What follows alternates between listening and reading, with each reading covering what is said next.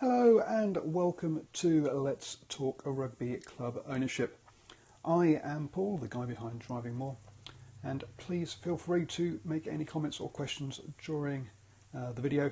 I'm happy to have a chat, and if you're watching the recording, then please feel free to either tweet back or comment below if you're watching on YouTube. So, if you'd asked me about 3 or 4 months ago, I would say we are in one of the most exciting times for rugby. We had a professional league in the USA, we had Fiji joining the NRC and the prospect of a Fiji Super Rugby side. We have Georgia pushing for inclusion in a Tier 1 tournament in Europe, and Japan pushing for a similar thing down in perhaps the Southern Hemisphere, even though it's a Northern Hemisphere country.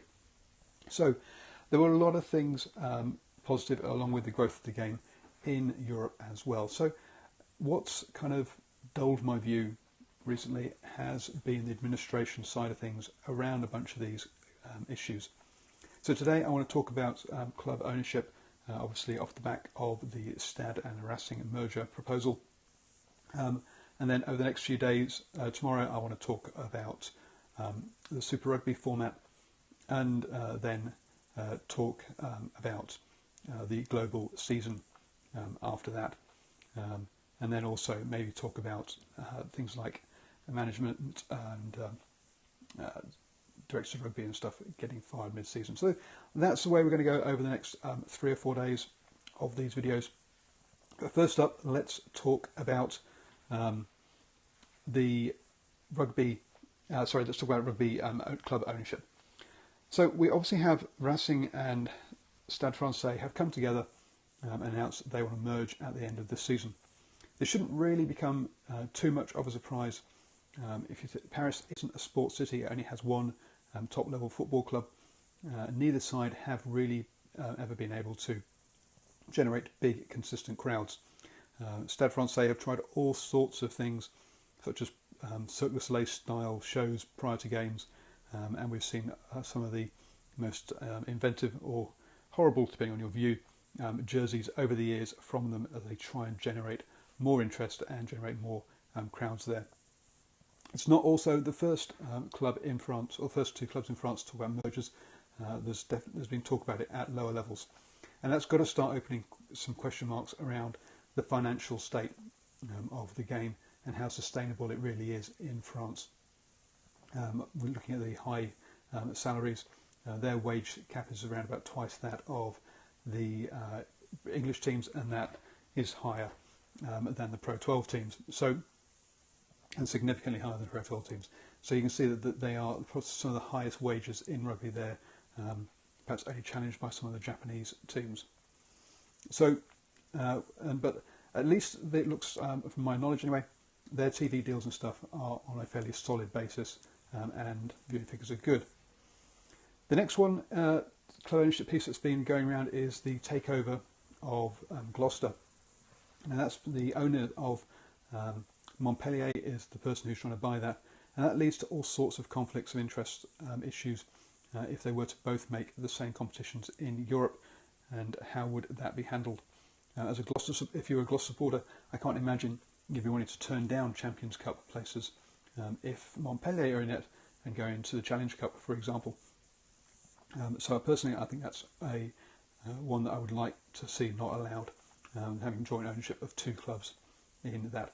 And of course, that's going to lead to conflicts of interest this season if Racing and Stade are allowed to merge at the end of the year.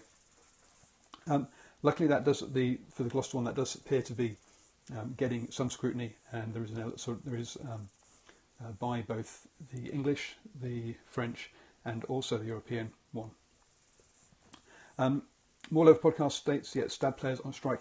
Yeah, they are on strike from what I've read, and they've said it's an indefinite strike and they won't play, and the only reason they'll come back to play is if the merger is stopped. So clearly the players aren't happy about this. There are also ownership issues, because I think there are various state or local government ownership around both clubs, and it's an absolute whole quagmire of stuff that's going on there, and I'm afraid I'm not close enough to it to unravel it all.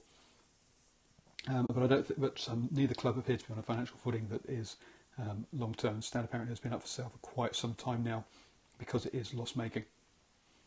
So there's those sort of things.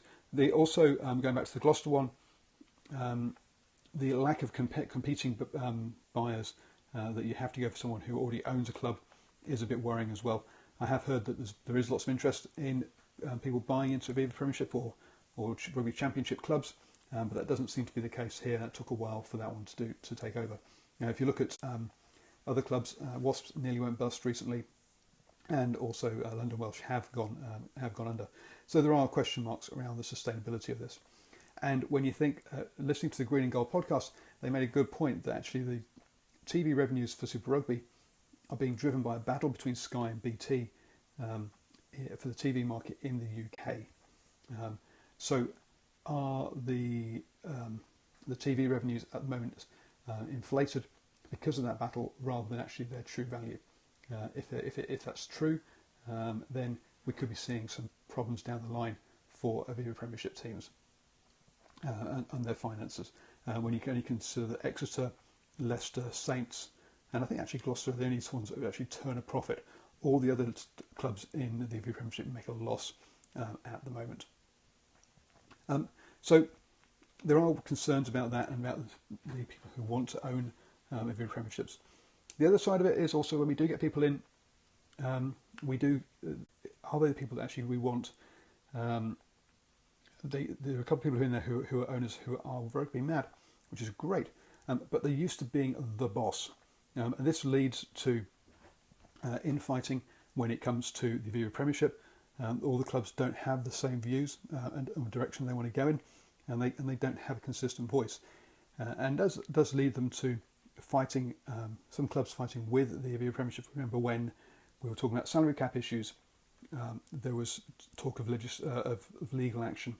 If you go across the states and look at the NFL teams and owners never challenge the NFL itself because they realise as a collective that infighting is not good for them.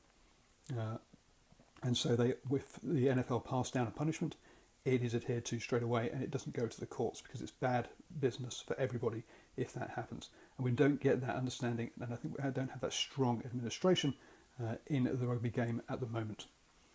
We can see that when people like the heads of Saracens and Bath come out and say we want this or that, which is counter to what the Aviva Premiership is sometimes saying. We see the same thing over in France as well. Bougelad at Toulon, for example, comes out and makes all sorts of comments that are detrimental to bringing the game into dispute. That's the word I'm looking for at times. And so, personally, I like owners that look after the business side and leave the rugby side to the head coach, and also or director of rugby or whatever you want to call him, and also that do their business on the whole quietly and behind closed doors, rather than trying to wash dirty laundry or have arguments in public. That's my personal view. So there you go. That's a quick overview and look at some of the issues around club ownership that we're seeing at the moment. Tomorrow I want to talk about Super Rugby structure, and then we go into next week. I'll have a chat about the global season and also perhaps the management and sacking of players. If you've enjoyed this, then please do share on Twitter, or if you're watching on YouTube, give it the old thumbs up. And also do sign up for my newsletter. The link is in the title above on Twitter, or it's down in the notes for those of you watching on YouTube. So thank you very much. Do enjoy whatever rugby you're going to be watching this weekend, and join me tomorrow when I talk about the Super Rugby structure.